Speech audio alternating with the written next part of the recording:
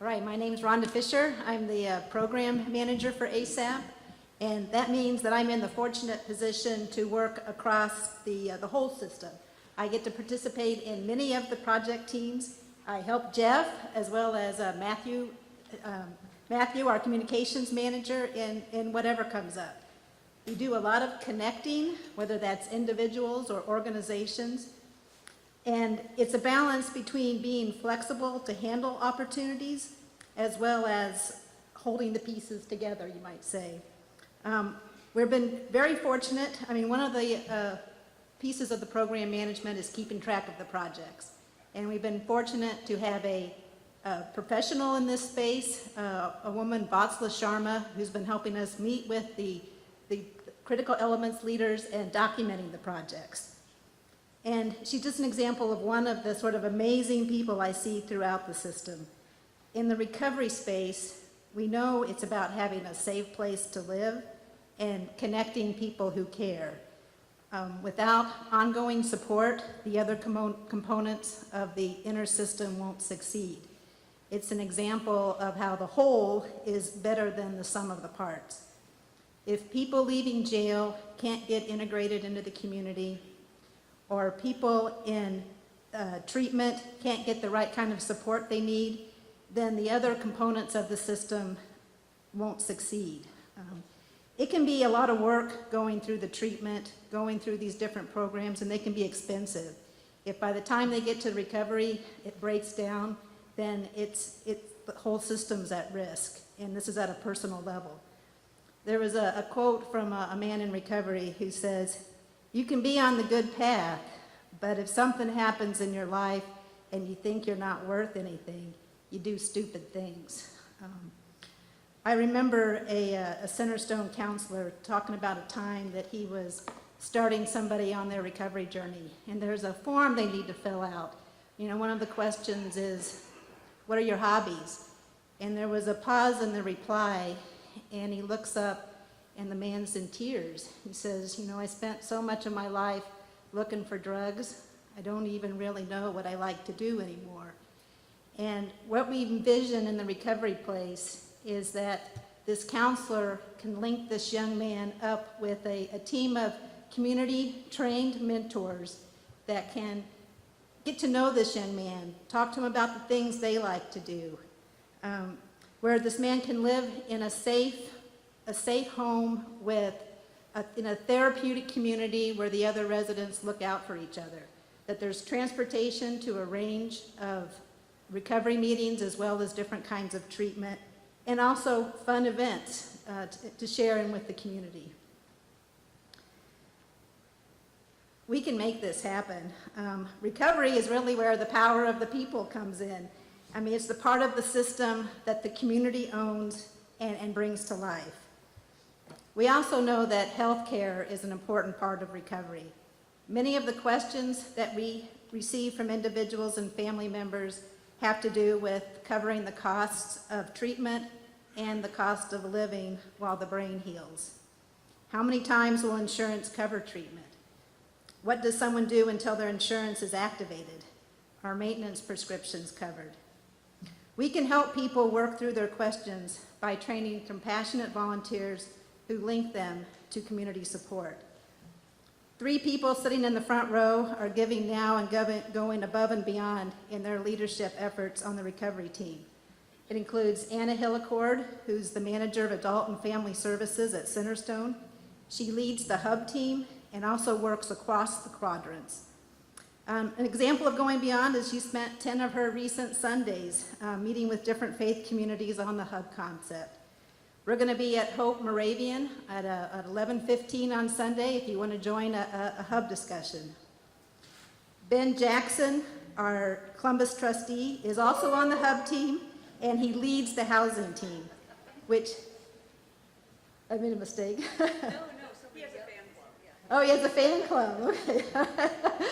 Well, he's on the hub team and he leads the housing team. And there's a recent success in housing. They secured a $300,000 grant from ICTA, that stands for the Indiana Housing and Community Development Authority.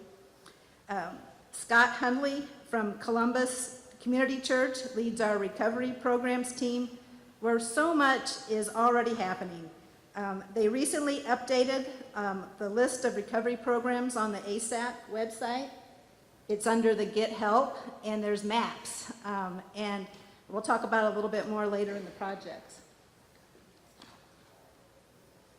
I'm going to talk now about the different projects in each of the recovery quadrant. Housing is an area that often doesn't get a lot of attention. However, it may be the most critical element in the whole system. And honestly, we're concerned in our ability to be able to respond quickly enough. We know having a safe place to live increases the likelihood of success and how difficult recovery can be without it. People in outpatient treatment or those coming sober from jail need a supportive place to keep organized and on track to reach their goals. We hear repeatedly from talking to people with addictions, they don't want to leave their larger support network. Maybe they have a job, their family, it's their hometown, but they need to get out of their existing living conditions where triggers and drugs are often too frequent. The housing team has 3 active projects. The first one I mentioned earlier with the ICTA grant, and this will help the young women, or the women coming from the RAP program, be able to get some help with their rent. The other 2 housing team projects are likely working to close the largest gaps in the system.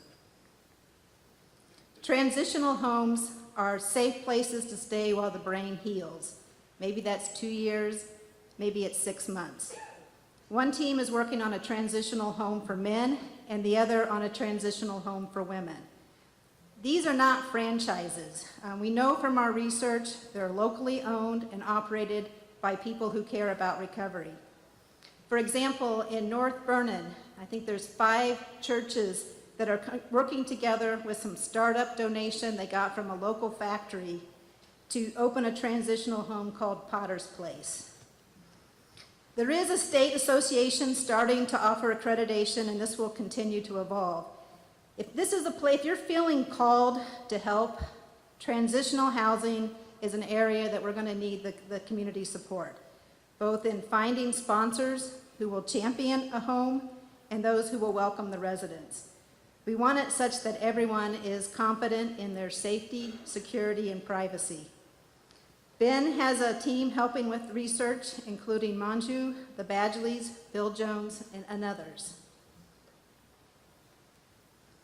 In recovery programs, again led by Scott Hundley, it's an area where there is already much going on to be celebrated, where sponsors and leaders from the community are already giving. Charlie Wells, Lisa Pine, Deb Tyke are examples of people who reach out to others and put structures in place for ongoing change. Rural churches like Ogleville Christian, larger downtown churches like St. Peter's, and community churches like the Community Church of Columbus are examples of the range and participation from faith-based communities in sponsoring recovery programs. The recovery programs team, with help from another Six Sigma belt from Cummins, Justin Booth, led a gap analysis and launched 5 spin-off projects. All of them focused on making recovery group meetings available to as many people as possible. The first project is increasing the number and diversity of recovery meetings, including more AA, Narcotics Anonymous, Heroin Anonymous. We have our first Heroin Anonymous meeting happening in Bartholomew County now, so celebrate that. We also want to have Spanish-speaking programs. More Celebrate Recovery, which is Christ-centered, as well as Smart Recovery, which is a non-faith-based program. We want to be able to increase child care opportunities during recovery meetings, have more healthy social events, and the last project is to update and keep an accurate list of recovery meetings on the website. Since Justin's a Six Sigma belt, not only we got it updated, we're going to get the right processes in place to ensure it's updated on an ongoing basis. We can increase the number and diversity of recovery programs. The main constraint to growth is committed volunteers to facilitate meetings. Facilitators need to be able to commit for a few years to bring that kind of consistency. If you feel called, this is another area where we need help. The hub. The hub brings everything discussed so far together, both within the recovery quadrant and the whole system. It's the centerpiece connected to every other critical element. We want the hub to be a place. Right now it's a concept. Bill Jones describes it as a resource center. It's where people and their family and friends can go for answers, links, and community. This is an area where volunteers are absolutely critical, both as part of designing processes and for when we open the doors. We want the hub to be warm and welcoming. We see a small staff with an army of recovery-trained volunteers. People will be able to walk into the hub or visit virtually. Recovery-oriented partners will be accessible through the hub, for example, Centerstone, Columbus Regional Health, United Way agencies, and smaller agencies. I see Dennis recognizes himself in this picture. Smaller groups like the Malachi's Closet that's run by a husband and wife team, Becky and Barry Renner. It's helping homeless people find some clothing and some small household appliances. We appreciate all the people who have expressed interest in volunteering. The direction we're heading is to have a full-time volunteer coordinator who will provide the structure needed to safely and productively engage volunteers. We can do this. We expect to make a proposal to the Substance Abuse Public Funding Board for staff positions within the hub and some of the other operating expenses. We'd like to see the hub open in this next year, ideally by the end of this calendar year. Hopefully, we'll see all of you there, whether it's giving or receiving. In closing about recovery, we know it's about caring. And because we care, there's hope, and hope leads to recovery.